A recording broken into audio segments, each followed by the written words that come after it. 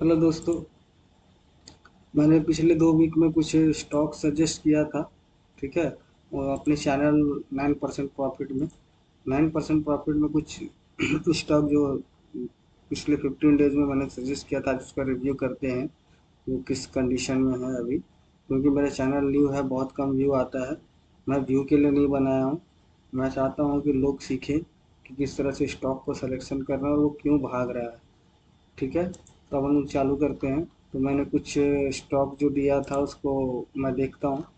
पहला था जिनी फिलामेंट। जिनी फिलामेंट में मैंने पहला टारगेट दिया था 30 रुपये का, जो नेक्स्ट डे ही इसने अचीव किया। उसके बाद से ये डाउनफॉल में है। डाउनफॉल में नहीं, डाउन हुआ था कुछ प्राइस 30 रुपीज़ के आसपास। और अभी ये इसी जगह पर कंसोलिडेट कर रहा है। अगर इसको ब्रेक करता है तो इसका जो स्टॉप लॉस मैंने 26 दिया था उसको हिट कर सकता है। लेकिन इसने स्टॉप लॉस हिट करने से पहले फर्स्ट टारगेट हिट किया था। Apex auto apex frozen food. Apex frozen food में जो मेरा हम लोगों का जो स्टॉप लॉस था वो मार्केट फाइल में ही हिट कर गया था। ये मार्केट फाइल जो है ये नॉर्मल नहीं था, ये 3% की गिरावट थी। तो हम इसको कंसीडर करेंगे। बट देखने वाली चीज़ ये है कि इतना गिरने के बाद भी इसने जो ट्रेंड लाइन है, इस ट्रेंड लाइन को टच तक नहीं किया। ठीक है, जो ट्रेंड लाइन को, ये ट्रेंड लाइन से बाउंस बैक कर रहा था, उसको इसने टच भी नहीं किया। वहीं से इसने 2 दिन बड़ा बाउंस बैक दिया। आप देख सकते हो कि जितनी गिरावट हुई है उससे ज़्यादा रिकवर किया है इसने। तो हमारा जो टारगेट 250 260 का था, इसने ऑलमोस्ट थर्ड प्रीवियस डे ही 248 का हाई मारा था। तो 250 के आसपास जाने की कोशिश कर रहा था और फिर नेक्स्ट डे जो है यहाँ पे कंसोलिडेट कर रहा था। देखो क्या है ना, एक बड़ी मूवमेंट के बाद ना लोग प्रॉफिट बुकिंग करते हैं या प्राइस वहाँ पे होल्ड होता है। ठीक है, बहुत कम ही ऐसा होता है जो नीरज चोपड़ा के भाले जैसे चलता है। ये भाला कभी भी आके गाड़ में घुस सकता है। इस तरह के भाले वाले स्टॉक से दूर रहिएगा। जो सही मूवमेंट होता है, जो सही है, वो एक बड़े चाल के बाद थोड़ा सा होल्ड करता है, कंसोलिडेट करता है, अपने सपोर्ट जोन पे आने की कोशिश करता है। प्राइस एक सेफ जोन खोजता है। वहां से फिर लोग अपना डिसीजन बनाते हैं कि आगे क्या करना है। अगर कंटिन्यू मूव होते रहे तो आईआरएफसी जैसा, तो लोग कहाँ पे खरीदेंगे, कहाँ पे बेचेंगे, यहाँ पर लोग ट्रैप होते हैं। ठीक है, अब बात करते हैं बंधन बैंक की। बंधन बैंक जो मैंने आपको बताया था, बंधन बैंक 230 का स्टॉप लॉस था। 230 के आसपास ये गया था डाउनफॉल के बाद, और फिर इसमें आप बाउंस बैक देख रहे हो 3 दिन से। तो उसने लास्ट डे ही 4% का मूवमेंट दिया। हमारा फर्स्ट टारगेट 250 था, इसने फर्स्ट टारगेट को अचीव किया। इसमें बहुत अच्छा मूवमेंट है। ये अभी 260 265 तक जा सकता है, तो इस पर नज़र बना के ले। पैसा लो डिजिटल। पैसा लो डिजिटल आप देख सकते हो कि इस पैसा लो डिजिटल में जो हमारा स्टॉप लॉस था वो 62 का था। वो मार्केट फैल में ही ब्रेक हो गया। और अभी इसमें कोई मूवमेंट की पॉसिबिलिटी नहीं है। अगर मूवमेंट इसमें तभी आएगा जब ये ट्रेंड लाइन को ब्रेक करता है। 60, ये जो ट्रेंड लाइन है 64 65 के ऊपर अगर ये होल्ड करता है, होल्ड करना मतलब प्राइस क्लोज होता है या 1 डेढ़ घंटे इसके ऊपर जाके मूव करता है, तभी ये 68 और 72 तक के जाने की पॉसिबिलिटी है। सिमारो इंटरटेनमेंट जो है, इसको देखने लायक कुछ नहीं है, ये खत्म हो गया कहानी इसका। यूबीएल का मैंने टारगेट दिया था 1650 1700। इसने नेक्स्ट डे ही 1660 का मूवमेंट दिया था और 1680 से ये फिर डाउन फॉल हो रहा है। जैसे मैंने आपको बताया था ना कि एक अच्छी बड़ी मूव के बाद मार्केट मार्केट जो है ना, एक बड़ी मूव के बाद जो प्राइस है ना, प्राइस जो है एक जोन में आने की कोशिश करता है, एक सेफ जोन में आने की कोशिश करता है। जैसे कि जो इसका सपोर्ट था, जिसको इसने ब्रेकआउट दिया, ब्रेकआउट देने के बाद मैंने आपको उस दिन ये ग्राफ दिखाया था कि ये जो ट्रेंड रेजिस्टेंस लाइन दिखाते हैं, इसके ब्रेकआउट के बाद ही 1650 जा सकता है। तो इसने जो ब्रेकआउट दिया ना, ब्रेकआउट के बाद प्राइस वापस उसी जोन में आने की कोशिश कर रहा है। तो ये जो रेजिस्टेंस अब इसके लिए सपोर्ट है। तो आप देख सकते हो कि लास्ट डे जो है प्राइस क्लोजिंग जो हुआ है, प्राइस क्लोजिंग इस सपोर्ट लाइन के ऊपर ही हुआ। तो ये पॉजिटिव है। अगर जब तक इसके ऊपर रहता है हम उसको पॉजिटिव मानेंगे, और 1650 और 1700 का फिर से एक बार हम लोग उम्मीद कर सकते हैं। बाइकी हॉस्पिटल बाइकी हॉस्पिटल में क्या है, बाइकी हॉस्पिटल जो है, बाइकी हॉस्पिटल का जो 44 का टारगेट था वो नेक्स्ट डे ही इसने अचीव कर लिया था। उसके बाद से गिर रहा है। और अपने पहले सपोर्ट को तोड़ने के बाद दूसरा सपोर्ट जो है वो भी वो उस प्राइस को होल्ड करना इसके लिए बहुत इंपॉर्टेंट है। अगर उसको ब्रेक करता है तो फिर 34 30 के लेवल देखने को मिलेगा। अभी भी उम्मीद है, अगर ये 40 को तोड़ता है तो 44 वापस ये जा सकता है। अब हम बात करते हैं जेके पेपर का। जेके पेपर बहुत ही पॉजिटिव है। जब से इसने कप एंड हैंडल का ब्रेकआउट दिया था, ये मार्केट जो फैल हुआ ना 12 तारीख को, वो वो जो है वो सारा स्थिति खराब कर दिया। इसका जो जोन था देखो, एक बड़े मूवमेंट के बाद हाई वॉल्यूम में बड़े कैंडल, ग्रीन कैंडल के बाद ये प्राइस कंसोलिडेट कर रहा था 3 दिन से। तब मैंने बोला था अगर ये 400 को ब्रेकआउट देता है तो 430 450 के टारगेट तक जा सकता है। लेकिन 12 तारीख का जो फैल हुआ था उसके बाद मार्केट ने बहुत पॉजिटिवली इस प्राइस को वापस उसी जोन में लेके गया। मैं बोला ना, प्राइस ना अपने अपने कंफर्ट जोन में जाने की कोशिश करता है। ये कंफर्ट जोन 3 दिन से बहुत अच्छा था, लेकिन ये मूवमेंट जो हुआ ना 12 तारीख को, उसके बाद वापस प्राइस अभी उसी जोन में है। 390 से 400 के बीच में मूव कर रहा है। अगर ये 400 को तोड़ता है तो हमारा टारगेट 430 का है, हम लोग इसको पॉजिटिवली रखेंगे। अब बात करते हैं महिंद्रा लॉजिस्टिक का। महिंद्रा लॉजिस्टिक जो अपने ट्रेंड लाइन को वापस जो है मेंटेन करके चल रहा है। अगर महिंद्रा लॉजिस्टिक में जो 430 का टारगेट है वो हम लोग देखेंगे। हालांकि इसने जो मार्केट फैल है उसमें हमारा टारगेट 405 का जो बहुत छोटा सा था, 405 का उसने हिट कर दिया। लेकिन इसका जो प्राइस मूवमेंट है ना अभी भी इसी जोन में, अगर ये 420 को निकालता तो 430 और उसके ऊपर भी जाने की पॉसिबिलिटी रखता है। नेशनल फर्टिलाइजर लिमिटेड एनएफएल जो है, एनएफएल का जो टारगेट था 70, मैंने स्टॉप लॉस रखा था जो हिट नहीं हुआ मार्केट फैल में भी। 75 80 से 85 का मूवमेंट है, तो 75 का फर्स्ट टारगेट तो इसने हिट कर दिया। 80 और 85 का उम्मीद रखते हैं। जैसे कि आपको ग्राफ में दिख रहा है कि एक बड़े गिरावट के बाद जो है 3 दिन में मार्केट ने पूरा अचीव कर लिया, उससे ऊपर ही मार्केट जाने की कोशिश, एनएफएल जाने की कोशिश करा। तो एनएफएल में पॉजिटिविटी है। मैंने आपको पहले भी बताया है कि जितने फर्टिलाइजर कंपनी है उसमें एक वायरल न्यूज जो है गवर्नमेंट की तरफ से आने वाला है, उसको लेकर एक मूवमेंट चल रहा है, एक रैली चल रहा है। तो इस पर नज़र बना के रखिए। सेकंड टारगेट जो हमारा 80-85 का है उसके बीच में पूरी पॉसिबिलिटी ये जाएगा। हो सकता है कि प्राइस कुछ 75 के ऊपर अगर सस्टेन करता है, कंसोलिडेट करता है तो 80 जाएगा। प्राइम फोकस में कोई फोकस ही नहीं है भैया, इससे फोकस हटा लीजिए आप। ये अब मार्केट में कोई दम नहीं रहा, इस प्राइम फोकस में कोई दम नहीं रहा। डीसीबी बैंक में जो मैंने बताया था कि 111 का स्टॉप लॉस जो मार्केट फॉल में हिट नहीं हुआ, 115 को इसने तोड़ा ही नहीं। अब देख रहे हो इस जोन को, एक बड़े बड़े मूवमेंट के बाद जो है प्राइस एक जगह पे कंसोलिडेट कर रहा है, तो ये एक ब्रेकआउट की तैयारी कर रहा है। आप ये देख रहे हैं ये धीरे धीरे फोकस बढ़ते जा रहा है। पहले कैंडल छोटी बन रही थी, अब धीरे धीरे बड़े होते जा रही है। ये कैंडल जो है ना, ये कैंडल को हटा देते तो मार्केट 125 का टारगेट आराम से मूव कर लेता, लेकिन ये गिरावट के बाद 3 दिन में ही मार्केट वापस वहां पे रिकवर हो गया। मतलब इसमें आप वॉल्यूम भी देख रहे हैं, वॉल्यूम जो है धीरे धीरे बढ़ते ही जा रहा है। तो ये भी बहुत स्ट्रांग लग रहा है टेक्निकल चार्ट के हिसाब से। ये इसका जो टारगेट 125 है, 130 है। डीसीबी का पहला टारगेट 130 है और दूसरा टारगेट मैंने दिया ही नहीं अभी। तो पहले 130 को अगर अचीव करता है, 125 को तोड़ता है तो 130 निकल जाएगा। ठीक है। ईडी पैरी, ये ईडी पैरी जो है ये शुगर मैन्युफैक्चरिंग ये है। इसका जो टारगेट मैंने 510 का दिया था, ऑलमोस्ट ये 502 के आसपास गया था गिरावट में। उसके बाद से ये 3 दिन में अपने फर्स्ट टारगेट 550 को हिट कर गया और दूसरा टारगेट 590 है जो बहुत जल्दी ही लग रहा है कि हिट कर जाएगा। आप कैंडल देख रहे हैं कितना पॉजिटिव चल रहा है ये। ईडी पैरी मैंने इसीलिए दिया था, लेकिन 12 तारीख का जो गिरावट था ना, जिसमें जितने कुत्ते भेड़ बकरी चल रहे थे स्मॉल कैप मिड कैप में, वो सारे कुत्ते बकरी को इन्होंने कुचल दिया। अब जो बचा है शेयर वही चलेगा। ठीक है। अब बात करते हैं एनईसीसी, नॉर्थ ईस्टर्न कार्गो की। नॉर्थ ईस्टर्न कार्गो में क्या है, हमने 18 रुपए का स्टॉप लॉस लगाया था जो हिट नहीं हुआ। मार्केट गिरने पे भी हिट नहीं हुआ। 26 का पहला टारगेट था, 28 का था। अभी भी प्राइस इसी जोन में मूव कर रहा है। जैसे मैंने को बताया था कि बड़े कैंडल के बाद प्राइस मूव जोन करता है। अगर ये देखा जाए तो ऑलमोस्ट एक डब्ल्यू पैटर्न की तरह बन रहा है। अगर ये इस प्राइस को निकालता है ना 23 को, तो ये 26 और 30 तक जा सकता है। गोल्डन तंबाकू, गोल्डन तंबाकू की बात करें तो गोल्डन तंबाकू में मैंने जो पहला टारगेट दिया था 125 का, 125 नहीं, गोल्डन तंबाकू नहीं है, गोल्डन तंबाकू का जो मैंने 63 का टारगेट दिया था, 63 और सेकंड टारगेट 70 था। तो 63 इसमें जो है इसने 12 तारीख को हिट किया।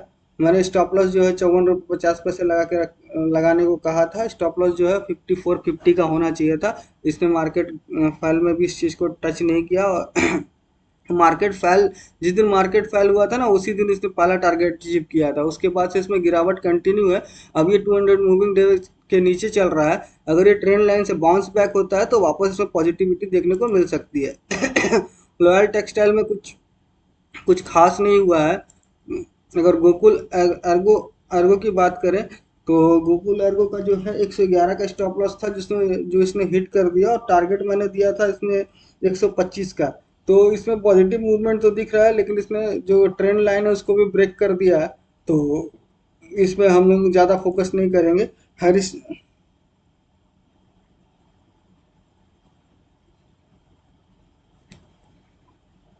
ये जो स्टॉक है अर्नबा इंडस्ट्री, ये जो इसमें जो है ये भी 200 मूविंग डे के नीचे ही स्मॉल स्मॉल कैंडल बना रहा है। तो ये जब तक 380 390 के ऊपर क्लोज नहीं होता, इसमें कोई मूवमेंट आने की पॉसिबिलिटी नहीं लग रही है। और दूसरा चीज, रेडियो सिटी, रेडियो सिटी में जो मैंने टारगेट दिया था, स्टॉप लॉस बोला था 1350 का, तो 1350 इसने हिट नहीं किया, 1385 से ही ये बाउंस बैक किया है। और प्रीवियस डे जो है इसने बहुत अच्छा मूवमेंट दिया है, और 1660 पे बंद हुआ है। अब देख रहे हैं पॉजिटिव माजुवेरी कैंडल बना है। हमारा पहला टारगेट जो था वो 17.5 और 21 का था। देखते हैं नेक्स्ट डे में कैसा मूवमेंट होगा। एक बड़े मूवमेंट के बाद मुझे लगता है कि प्राइस यहाँ होल्ड करके ऊपर की तरफ जाएगा, या हो सकता है कि इस बहुत छोटा स्टॉक है तो इसमें वॉलेटिलिटी बहुत ज़्यादा होगी, हो सकता है कि दूसरे दिन ही टारगेट को हिट कर ले। न्यूरेका लिमिटेड जो है, न्यूरेका लिमिटेड, ये इसमें भी कुछ खास मूवमेंट नहीं हुआ। सुपर हाउस की बात करें तो सुपर हाउस जो है सुपर होम, सुपर होम जो है इसका स्टॉप लॉस 215 था। वो 12 तारीख के फाइल जो हुआ था ना, जो भूकंप आया था, उसमें ही ये चला गया। अभी भी ये जो है, आप देख रहे हो कि इसका जो प्राइस है एक जोन में आकर सीमित हो गया। अगर 225 को निकालता है तो इसका पारा टारगेट जो 250 है वो हिट कर सकता है, बट ये 225 को तोड़ना चाहिए, क्योंकि इसमें गिरावट के बाद मूवमेंट हो रही है। मुझे लगता है कि बड़े कैंडल के बाद ये एक दो दिन और यहाँ पे मूव करके निकाल सकता है।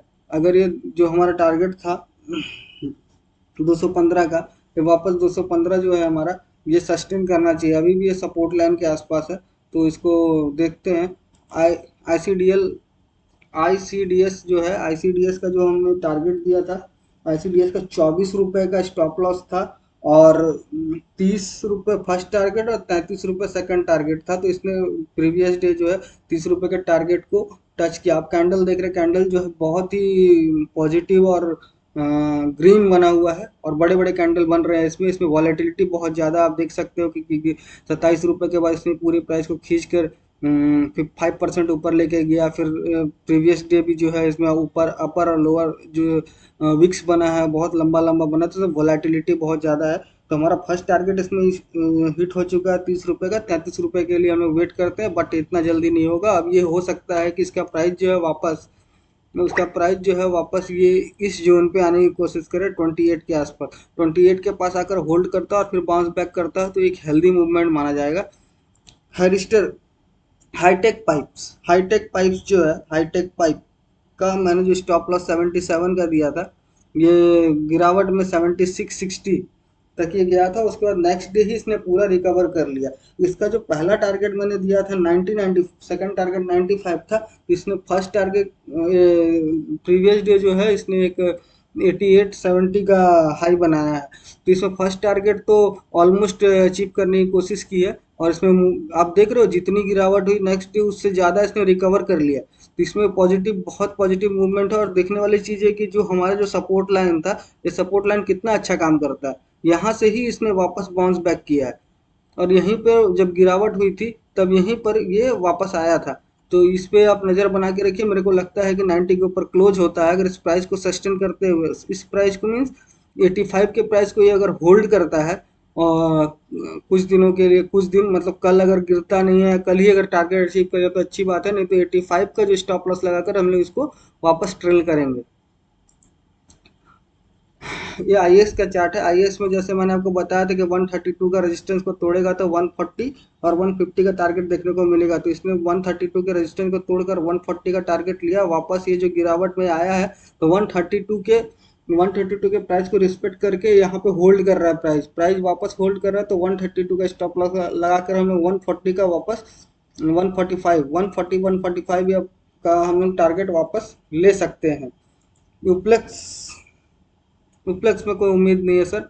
अब जो प्रीवियस वीक मैंने जो दिया था आप लोगों को कुछ स्टॉक्स दिया था, जैसे कि लिबर्टी, लिबर्टी शू जो है हम लोग, मुझे बहुत स्ट्रांग लग रहा था तो मैंने 238 का स्टॉप लॉस दिया था। 238 का स्टॉप लॉस और 280 का टारगेट, जैसे आप लोग लाइन देख रहे हैं इसमें 238 का, तो इसने अभी तक स्टॉप लॉस को हिट नहीं किया है और ना ही टारगेट अचीव किया है। एक छोटे छोटे रेंज में है ये ये बहुत दिनों से एक छोटा छोटा रेंज बना रहा है।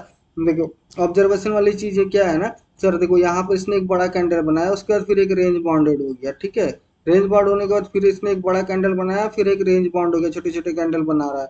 जब बड़ा कैंडल बना रहा है उसके बाद छोटे छोटे कैंडल बना रहा है, यहाँ पे गिरावट के बाद फिर छोटे छोटे कैंडल बना रहा है। अब जब हमें पैटर्न दिख रहा है कि बड़े कैंडल बनते हैं उसके बाद प्राइस नैरो हो जाता है, तो अब हम बड़े कैंडल का वेट करेंगे। जो बड़ा कैंडल है ना 5% का होता है, तो उसी हिसाब से मैंने आपको बताया था कि अब जो बड़ा कैंडल बनेगा ना वो 280 तक को टच कर जाएगा।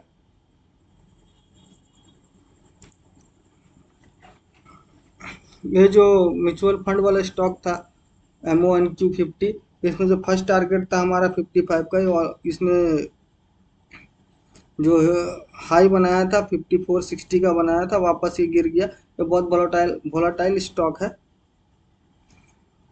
तो इस पे उतना नज़र मत रखिए।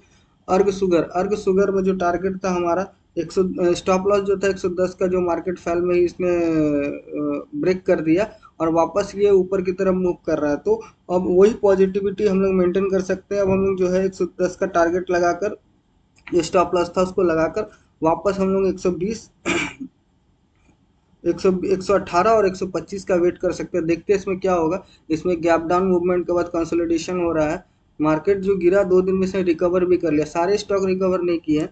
अब आर एस डब्ल्यू एम की बात करें तो आर एस डब्ल्यू एम में जो हम लोगों का ये था स्टॉप लॉस था 180 का, 180 इसने अभी तक टच नहीं किया। 210 का जो टारगेट है वो देखते हैं। प्राइस जो है, प्राइस एक नैरो रेंज में आकर फंस गया 195 से 200 के बीच में। अगर 202 के ऊपर क्लोज करता है तो 210 और 218 दिखाएगा।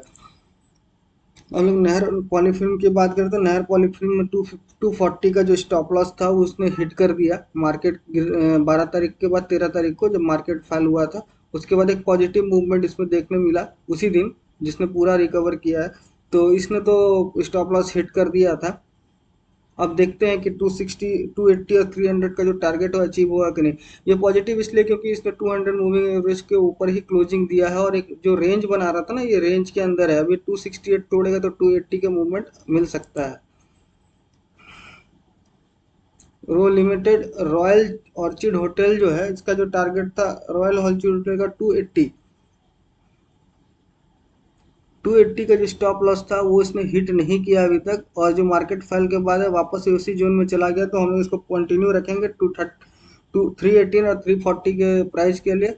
राज टीवी राज टीवी में 42 का जो स्टॉप लॉस दिया था उसने हिट नहीं किया अभी तक, और इसका जो टारगेट था 55 वो भी हिट नहीं हुआ। लेकिन इसमें एक पॉजिटिव मूवमेंट चल रहा है। इसने लास्ट जो हाई बनाया था, लास्ट हाई जो था वो था 4940 का। तो ये जैसे ही 50 को ब्रेक करेगा तो 55 तक के मूवमेंट को दिखा सकता है। पालरेट टेक्नोलॉजी जो है 143 का स्टॉप लॉस था। 143 का स्टॉप लॉस ने अभी तक हिट नहीं किया है। 175 का टारगेट था। इस ये अभी एक रेंज में है, ये 160 को निकालेगा तब ये 175 190 तक जा सकता है। ग्लोबल डीबीओएल जो लिमिटेड है, डीबीओएल लिमिटेड जो है 158 का जो हम लोगों ने ये दिया था स्टॉप लॉस, और 175 185 का टारगेट दिया था। तो 158 का जो स्टॉप लॉस है ये अभी तक हिट नहीं हुआ, और मार्केट में इस स्टॉक में एक पॉजिटिविटी दिख रही है। आप देख रहे हो इस रेंज में जो चल रहा था, जो 12 तारीख की मार्केट में जो गिरावट हुई उसके बाद वापस इसने इसको 2 दिन में रिकवर कर लिया। अभी ये 180 के जोन में वापस फंसा हुआ है। ये इस जोन को जैसे ही निकालता है ना, इसके ऊपर क्लोज नहीं हुआ, अगर क्लोज होता है नेक्स्ट डे फिर मूवमेंट दे देता है। ये इस जोन के नीचे क्लोज हुआ है, तो हम लोग मान सकते हैं कि वापस जो है 170 तक आ सकता है, उसके बाद बाउंस बैक देने की पॉसिबिलिटी है। लेकिन अगर कल ही ये ऊपर खुलता है तो हमारा टारगेट 175 जो सॉरी 185 जो सेकंड टारगेट है वो अचीव हो जाएगा। 175 का जो टारगेट है वो पहले ही हिट कर गया था इसने। उसके बाद फिर मार्केट जो सेकंड टारगेट की तरफ मूव कर रहा था तो 12 तारीख को गिरावट होती। देखिए सेकंड टारगेट का हम लोग वेट करते हैं। भारत गियर का जो गियर है वो ठीक से चल नहीं रहा है। जो हम लोगों ने देखकर 117 का स्टॉप लॉस लगाया था, स्टॉप लॉस तो अभी तक हिट नहीं हुआ है, लेकिन मार्केट में कोई पॉजिटिविटी भी नहीं दिख रही है। इस स्टॉक में पॉजिटिविटी नहीं दिख रही है। पॉजिटिविटी इसलिए नहीं दिख रही कि मार्केट के गिरावट के बाद एक भी ग्रीन कैंडल नहीं बना। मार्केट ऊपर की तरफ खुल रहा है और नीचे की तरफ बंद हो रहा है। वापस ये गैप अप खुलता है और डाउन होकर बंद हो जाता है, लेकिन ये इसका जो क्लोजिंग है ना वो हायर आई है। इसका क्लोजिंग हायर हाई हाई चल रहा है, ये देखने वाली बात है। अगर ये 228.30 को निकाल 128.30 को निकालता तो 135 का जो इसका टारगेट था वो अचीव कर सकता है।